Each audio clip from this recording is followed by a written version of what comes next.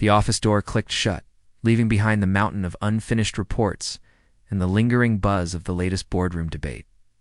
Today was an anomaly. Ads. For the first time in years, Mark found himself with a completely free Saturday afternoon. No deadlines to chase, no back-to-back meetings, and no corporate dinners lasting until midnight.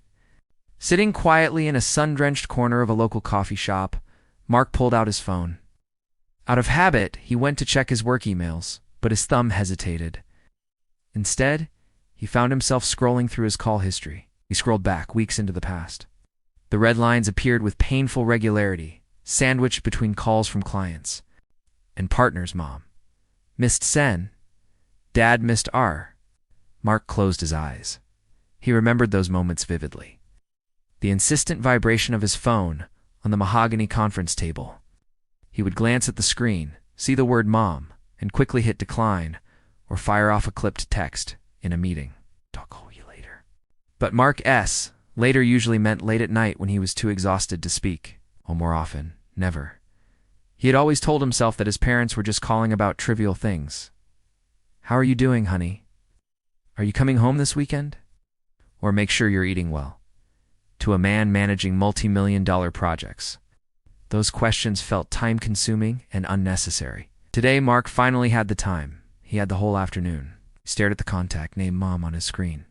A sudden, burning longing washed over him. He wanted to hit that call button. He wanted to hear her slight cough before she started talking. He wanted to hear his father's deep voice in the background telling her not to talk too long because their son was busy.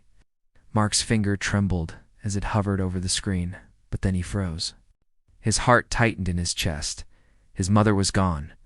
She had passed away from a sudden stroke a few weeks ago. He hadn't made it back in time to hear her last words. Sat there, amidst the aroma of roasted coffee beans, as tears silently fell onto his phone screen, blurring the red lines of the missed calls.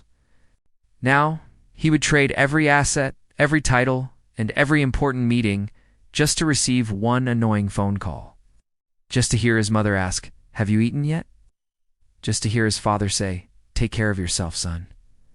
A phone rang at the next table. A young man snapped into his receiver, clearly annoyed. "I told you I'm busy. I'll call you later."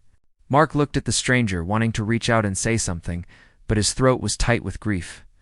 Outside, the sun was beginning to set. There are calls we can return tomorrow, but there are also calls that once missed become a lifelong haunting, a lingering echo of a chance that will never come again. Don't let meetings or busyness distance you from the people who matter most. Call them while you still can, because the clock never winds back to wait for anyone's later.